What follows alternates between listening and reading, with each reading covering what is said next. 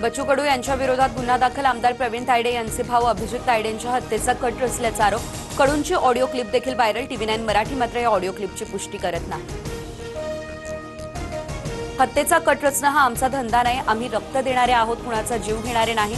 अभिजित तायडे यांच्या हत्येचा कट रचल्याप्रकरणी गुन्हा दाखल झाल्यानंतर बच्चू कडू यांचं स्पष्टीकरण. रुपाली चाकणकर आणि अत्याचारी बंधू अशोक खरातमध्ये 177 कॉल. बहीण प्रतिभा चाकणकरांचं देखील खरातसोबत 236 कॉल. अंजली दमानी यांचा आरोप. चौकशी अंतर्गत कारवाई करून चाकणकरांना अटक करण्याची मागणी. उपमुख्यमंत्री एकनाथ शिंदेंचे भोंदू खरातला तब्बल 17 फोन. सुनील तटकरेंसह दीपक केसरकर आणि आशिष शिलार यांचे देखील कॉल. खरातसोबत कशा संदर्भात कॉल झाले, दमानी यांचा हा सवाल.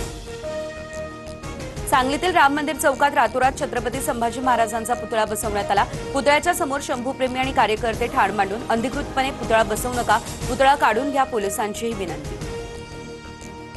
सोलापूरच्या अंजनगाव या ठिकाणच्या फरांडे महाराजांचं आंदोलन अखेर मागे. पालकमंत्री गोरे, माजी आमदार राजन पाटील आणि विशेष पोलीस महानिरीक्षकांच्या उपस्थितीत बैठक पार. शिवरायांचा पुतळा दुसऱ्या जागेवरती बसवण्याचा एकमतानं निर्णय.